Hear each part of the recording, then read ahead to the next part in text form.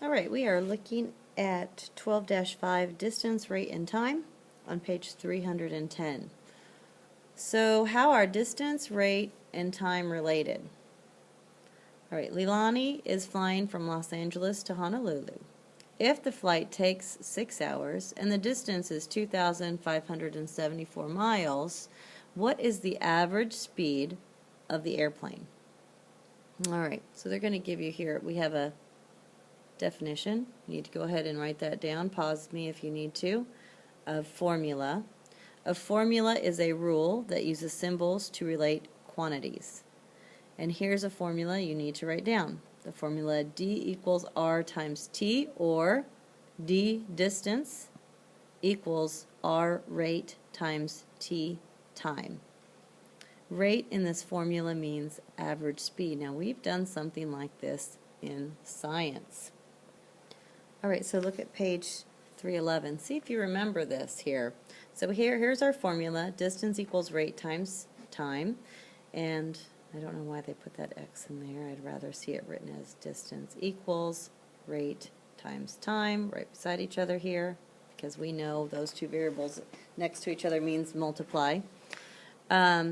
Substitute values for two variables you know. Now, what it says is the average speed is rate. Remember, in science, we were finding distance, and we said distance equals S, average speed, times time. Same thing you're doing here, but it's just distance equals rate, which is average speed, times time. So you have this formula, and then you just have to plug in the numbers for each variable. So here it is down here. They gave us the distance. Leilani flew 2,574 miles. There's the distance. We don't know her average speed, so R is just there. We're trying to find R. But we do know the time, T, was 6 hours. So here's our formula. And now we just have to find the variable R. So you have solved equations before. This is what you're setting up. Okay, so here's what they did. They took this equation, 2,574 equals R times 6, and we've put it up here, all right? Use the properties of equality and inverse relationships to get the unknown variable alone on one side of the equation. We want to get R by itself, right? So, what do we have to do? Well, it's R times 6, so we're going to divide by 6. It's just like I have shown you.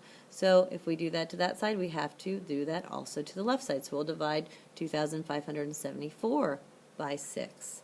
And we will get, this cancels out to leave just R brought down. We will get 4,229 miles. Now remember, over 1 we can just say 6 divided by 6 is my 1. And 2,574 miles divided by 6 gives me my 429. So 429 miles per hour, as we want to rate, is our rate. So that would be the average speed per hour. Okay, look back on page 310, and let's look at some other examples using the same formula. How you can use average speed to find distance or time. So here we are finding distance. So distance is D, rate is 55 miles per hour, and the time is 1/2 hour. So plug it into the formula. Distance equals rate times time. So we want to find distance. We know that the rate is 55 miles per hour, and the time is 1/2 hour. So you just set this up and plug in the numbers for each variable. 55 times 1/2, you would just put it over 1, times 1 over 2, and basically what you get is 55 halves. So you divide 55 by 2 to find the distance. D equals 27.5 or 27.5 miles. That would be the distance traveled at a rate of 55 miles per hour for 1/2 hour. Let's look at finding time. Same formula, d equals rate times time.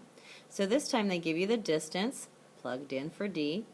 They give you the rate, 32 feet per second, plugged in, and we want it multiplied times the time. So we have to get the variable by itself in this situation. Over here on the left, distance was already by itself, so all we had to do was solve this, find the product here. Here we want to get t by itself, so what do? It has 32 times t, so we divide by 32. That gives us, cancels out, gives us t all by itself. Remember, we have to do that to the left side also, so 96 divided by 32 is 3. So if the rate is 32 feet per second and the time is t, then the time is 3 seconds. Okay, let's look down here at the bottom. Okay, let's look at explain it really quick. It says in the first example, in another example above here, it says suppose the time had been given as 30 minutes. Why should you convert the 30 minutes to a half hour before using the formula? Well, if you look up above on your book, the rate is 55 miles per hour. So we can't use minutes if it's asking for miles per hour. We have to convert it into hours, and that's why. Number 2, how can you use properties of equality and inverse relationships to change the formula? Distance equals rate times time to distance divided by rate equals time. Well, just think about it. If I want to get time by itself, then what am I going to do on this side? Well, it's rate times time, so I'll divide by rate, but I have to do that same thing to the left side. That cancels that out, leaving time by itself and distance divided by rate. So that's another formula you can use, say you wanted to find the time. Same thing here. How could you use these properties of equality and inverse relationships to change this formula, distance equals rate times time, to distance divided by time equals rate? Same thing. If I want to get rate by itself and get rid of the time, I'm going to divide by time, so it cancels out, but I'm going to divide distance by time, which would give me rate on the right equals the distance divided by time on the left. So these formulas, all these formulas, oops, I'm getting a lot of writing here, okay, are all the same and will work depending on what you're trying to find. If you want to find distance, try this one. If you want to find time, try this one. If you want to try to find rate, do this one. But either way, you know you can use distance equals rate times time to find any of these answers. Okay, here's what I want you to do. On page 311, the guided practice, in 1 through 3, use the following tables to find the missing variables. So there are 3 different trips here, trip A, trip B, and trip C. And number 1, they want you to find the rate of the vehicle in trip A. So using that same formula, find R. On trip B, you're going to find the time traveled. That's the variable that's missing. And for trip C, you're going to find D distance because that's what's missing. So use your formula, plug in the numbers, and find the missing variable. And bring a question.